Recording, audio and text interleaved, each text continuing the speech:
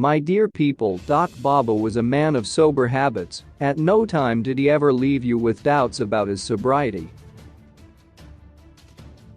This has nothing to do with anyone, KKK. I really feel for Ndavanindi. The man tied himself in knots as he tried to explain what was happening with his boss. Instead of a coherent explanation, Ndavanindi didn't help Launchmore in any way and he brought more scrutiny on him. After all, he will not be the first leader to take to the bottle. Edgar from Zambia and Uhuru in Kenya are well-known imbibers, and it's not much of an issue.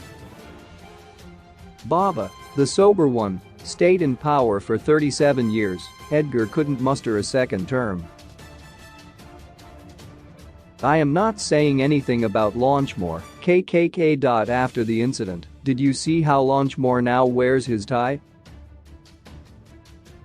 When he officiated at the cricket function he had two ties, one over his shoulder and the other around his neck. Who advises that man, KKK? I won't be surprised to see some sycophants now wearing ties like that. Whoever advises Launchmore is giving him criminal advice and is bringing that office into disrepute. When Baba was in power, ZANU-PF always set the agenda and the opposition was always in responsive mode. This is because Baba surrounded himself with thinkers like D. Johnso and Red Pats. They would come up with big ideas, hashtags, campaigns, you name it. This always caught the opposition flat-footed.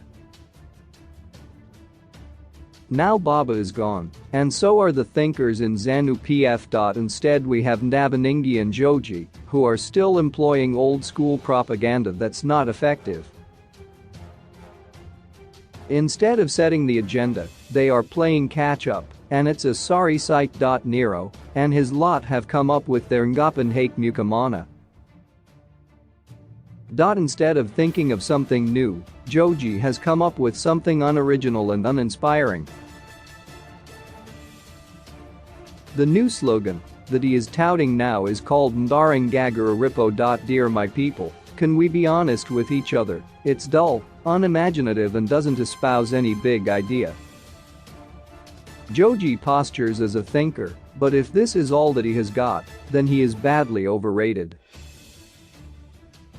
Baba surrounded himself with brain and brawn. For Launchmore, it's just brawn. Asked Fei Chung said in an interview recently, there's paucity of thought in ZANU-PF.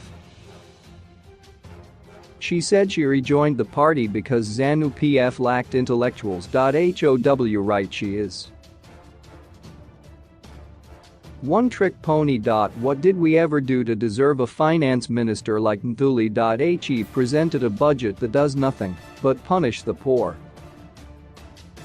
If I can describe Nthuli in one sentence, I would say he is a one-trick pony. The only card he plays when faced with a problem is to increase taxes. He has proposed to increase withholding tax from 10% to 30%, a development that will only serve to hurt the informal sector. People in the informal sector are already struggling, and Nthuli's response is to burden them by increasing taxes. Instead of broadening the tax base, Nthuli is literally shrinking it, and in a nutshell, he is slaying the goose that lays the golden egg. In addition, Nthuli has proposed that the government takes over the Reserve Bank of Zimbabwe debt. Most of you, because you don't have PhDs, don't understand how this affects you, KKK. Let me give you a short lecture. The government doesn't have any money, and the only way it makes its money is through taxing you. So, here's what happened. Someone in ZANU-PF went to RBZ and was given farming inputs or a loan on the basis that they would pay back.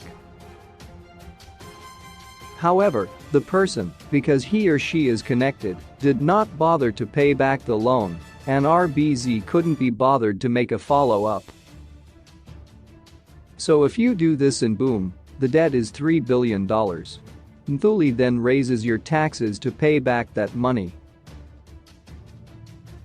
So someone benefited and is eating on your behalf while you have the onerous task of paying for something you didn't benefit from. This is why Mthuli's tax increases are not only immoral, they are evil. It's ironic that he is increasing tax thresholds at a time when he is boasting about surpluses and while Zimra keeps barking that they surpassed their collection thresholds. Chinamasa was a far better finance minister. Terrible presentation skills and a penny pincher of note, but he did far better than this so-called technocrat. Football matters. Zimbabwe will soon be banned from international football because of Launchmore's son-in-law's meddling.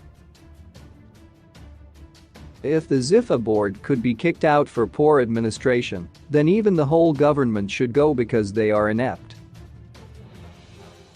That ZIFA have been a disaster is beyond doubt, but that doesn't justify government intervention.